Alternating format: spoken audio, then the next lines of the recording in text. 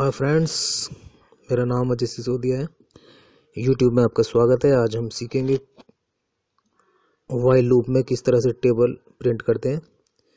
अगर कोई नंबर हम टाइप करें स्क्रीन पर 5 तो 5 का टेबल किस तरह से शो हो। एक छोटा सा प्रोग्राम है जो आपको एक बार फिर लूप को क्लियर करेगा, लूप किस तरह चलता है। और इस तरह से अब देखिए,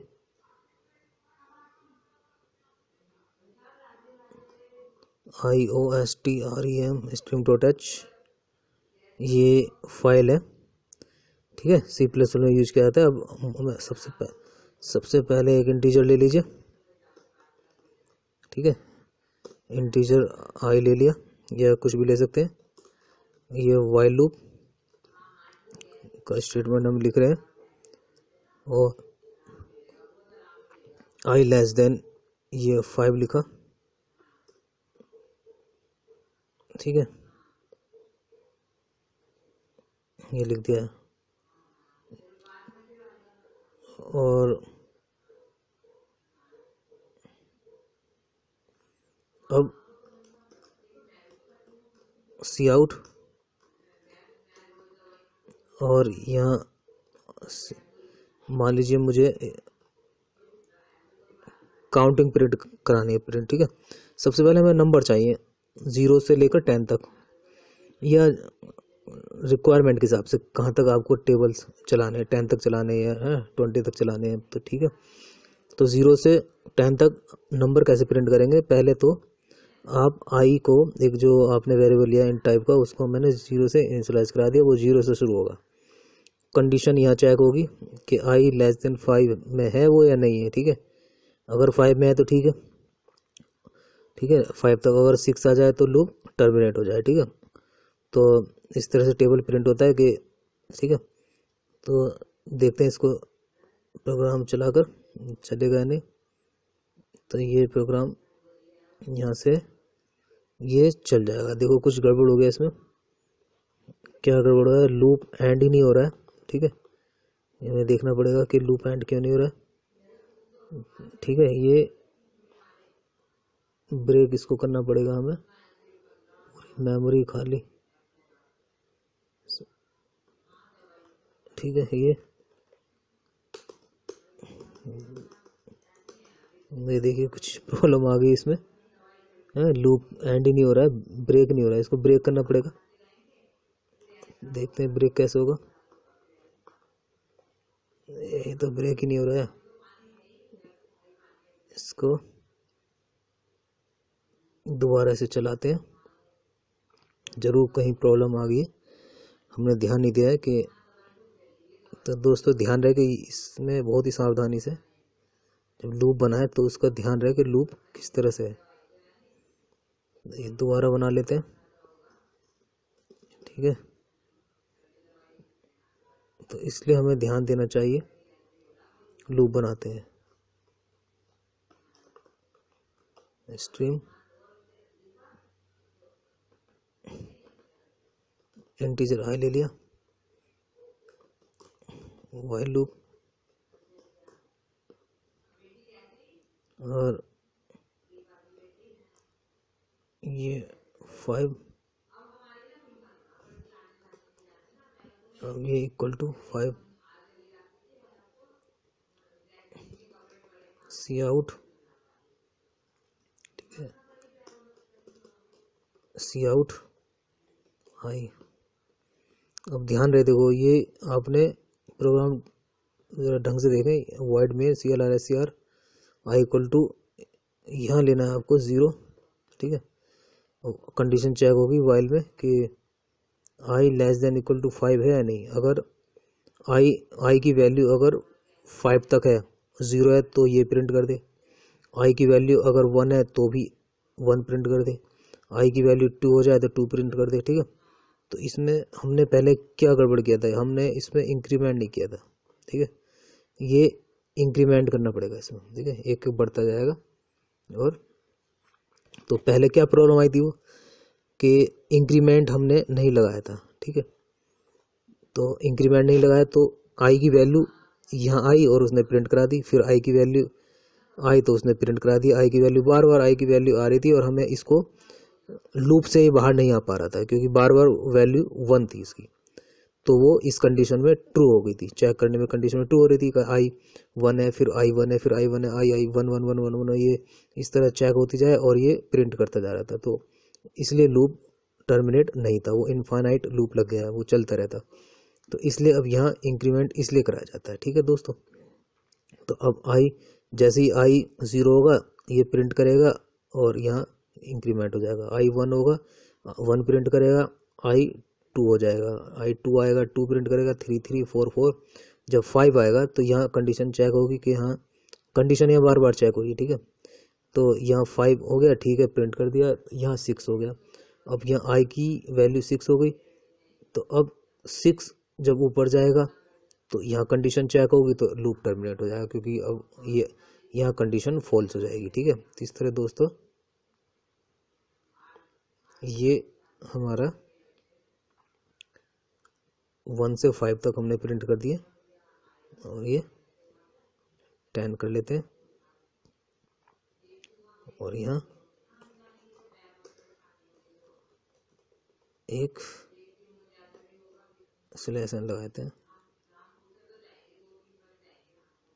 यहाँ कर लेते हैं, ये 10 तक प्रिंट करा दें 0 से। ठीक है, अब एक ऐसा नंबर चाहिए जो इस आई की वैल्यू से मल्टीप्लाई हो सके। ठीक है दोस्तों, यहाँ देखो आपको समझ में ये दिक्कत आ रही होगी कि 1 से 10 तक कैसे मल्टीप्लाई हो रही है। ऐसे ध्यान रखें, लूप आपका कितने टाइम चल रहा है, 11 टाइम्स, 11 बार लूप चला है। जो आई की वैल्यू 0 थी तो उसने 0 प्रिंट किया।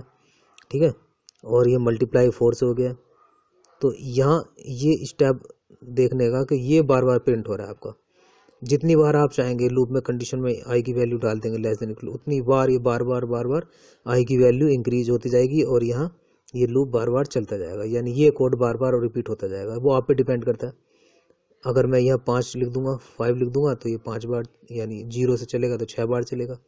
अब ये 10 तक लिखा है तो ये 11 बार लूप चल रहा है क्योंकि 10 तक तो आई की वैल्यू तो 10 तक है, 10 ये चला और ये 11वीं बार ये था 0 वाला, तो ये 11 टोटल 11 बार चल रहा है, तो एक बार लूप चलेगा 4 0 जा लूप चला, फिर आगे बढ़ा 4 1 जा, फिर 4 2 जा, तो ये जो काउंटिंग है 1 to 10 ये यहाँ से इंक्रीमेंट हो रहा है इसमें। ठीक है, एक एक जैसे आई की वैल्यू 0 थी तो यहाँ इंक्रीमेंट होता जा रहा है और 4 से मल्टीप्लाई होती जा रही है वैल्यू। ठीक है, चलिए अब इससे ज़्यादा उचित होगा कि मैं यहाँ ये वैल्यू लिख दूँ, एक नम यहाँ डाल देता हूँ मैं। ठीक है, वहाँ ना करके, और इनकी सब की मल्टीप्लाई इसमें सेव कर लेता हूँ। ठीक है, और यहाँ मैं दे देता हूँ कि मल इक्वल टू नम मल्टीप्लाई आई, यानी 9 0 जा 0 और 0 यहाँ प्रिंट हो गया, फिर आई इंक्रीमेंट हुआ आई 1 हो गया, 9 1 जा 9 तो फिर यहाँ 9 प्रिंट हो गया। ठीक है, फिर आई इंक्रीमेंट हुआ, फिर 9 2 जा, तो इस तरह 1 2 3 इंक्रीमेंट हो जा रहा है, आई की वैल्यू इंक्रीमेंट हो जा रही है और नंबर से मल्टीप्लाई होकर मल में वो सेव होकर जा रही है, और वो हमने मल को यहाँ प्रिंट करा देंगे।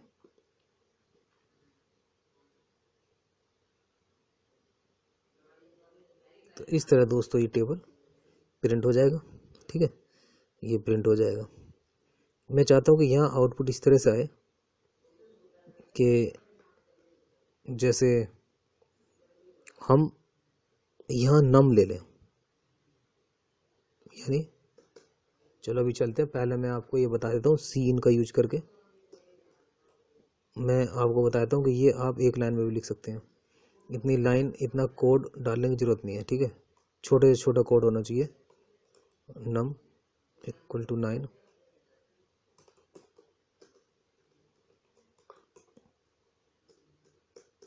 इस तरह से, और चलाइए टेबल।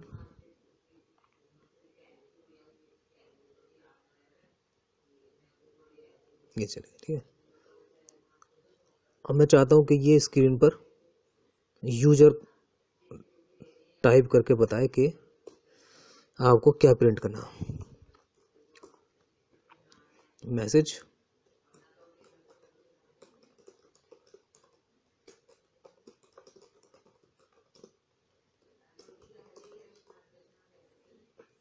पहले मैसेज आएगा, ठीक है।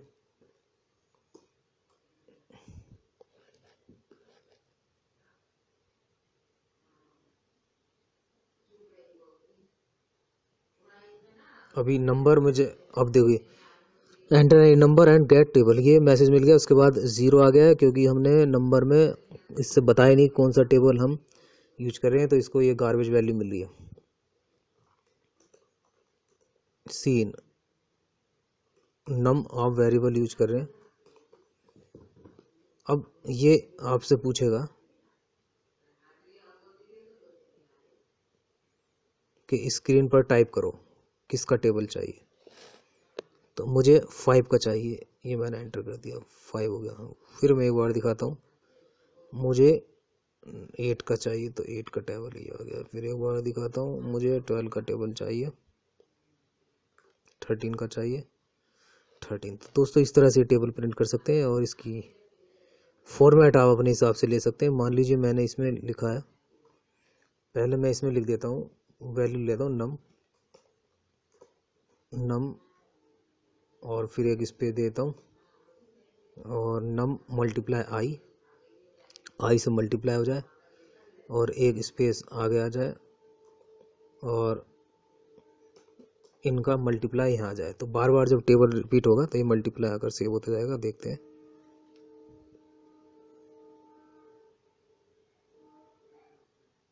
इस तरह से 14 का टेबल और ये 14 0 0 14 इतना, ठीक है। तो यहाँ जो ब्लैंक छोड़ा मैंने, यहाँ मैं लगा सकता हूँ x मल्टीप्लाई और ये इस तरह से फॉर्मेट आ जाएगा।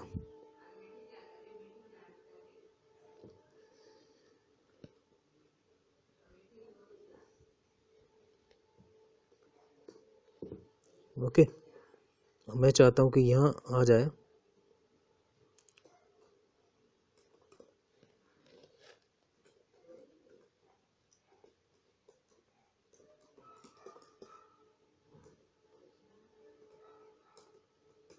नम, तो यहाँ लिखा रहे कि ये टेबल किसका है।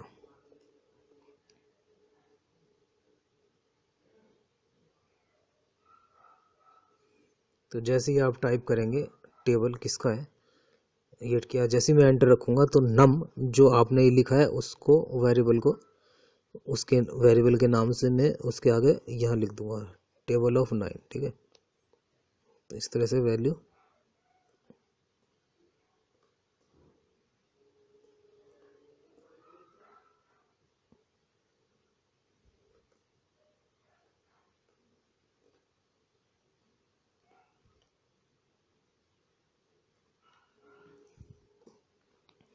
आई होप दोस्तों आपको समझ में आ गया होगा, ठीक है।